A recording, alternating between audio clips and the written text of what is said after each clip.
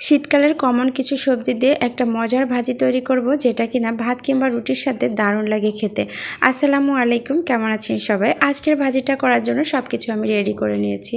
তো এরপর প্রথমে ফ্রাই প্যানে পরিমাণ মতো তেল দিয়েছি। তেলটা অবশ্যই পরিমাণ মতোই দিতে হবে।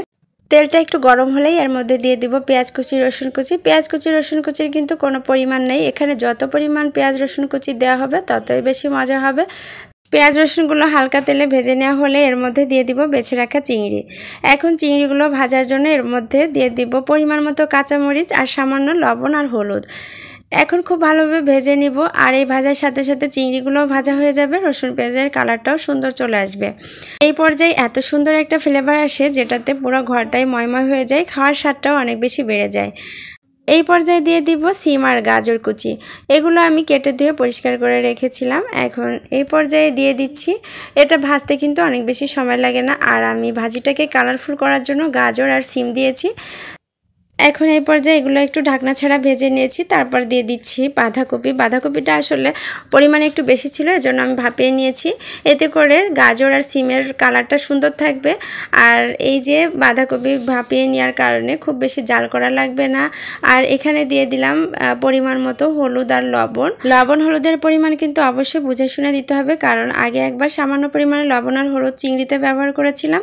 তো এই পর্যায়ে লবণ আর হলুদ ব্যবহার করেছি, তবে এই ভাজি আমি একেবারে ঢাকনা ছাড়াই করেছি যাতে কালারফুল থাকে। তো এটা যখন ভাজতে ভাজতে এই পর্যায়ে কিন্তু অনেকটা কমে গিয়েছে। আর শীত মৌসুমের প্রথম সবজি যেহেতু অনেক ফ্রেশ ছিল। আর লাস্ট পর্যায়ে দিয়ে দিলাম ধনিয়ার পাতা কুচি।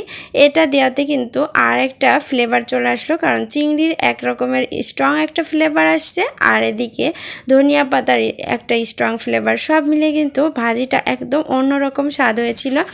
তো আপনারা কিন্তু এরকম ভাজি এখনও করে খেতে পারেন, যেহেতু এখনও শীত মৌসুম চলছে আর বাঁধাকপির সিজন তো আছেই।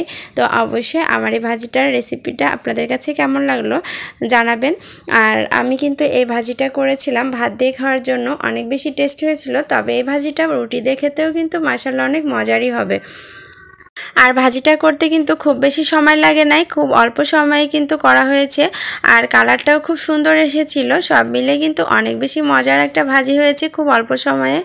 এই তো ভাজিটা রান্না শেষ, এখন আমি পরিবেশন করছি খাবার টেবিলে পরিবেশনের জন্য। আজকে দুইটা সিম্পল রান্না করেছিলাম, একটা এই ভাজি আমার খুবই ভালো লাগে, আর একটা রান্না করেছিলাম বাটা মাছ দিয়ে পালং শাকের ঝোল। তো দুইটা রান্নাই খুবই সিম্পল, তবে আমার অনেক পছন্দের।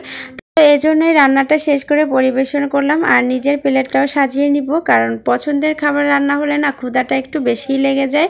তো একটা ভাজি আর একটা তরকারি, এতেই আলহামদুলিল্লাহ। আর এই যে আমি খেতে খেতে এখন বিদায় নিব। সবাই ভালো থাকবেন, সুস্থ থাকবেন, আমার জন্য দোয়া করবেন। আল্লাহ হাফেজ।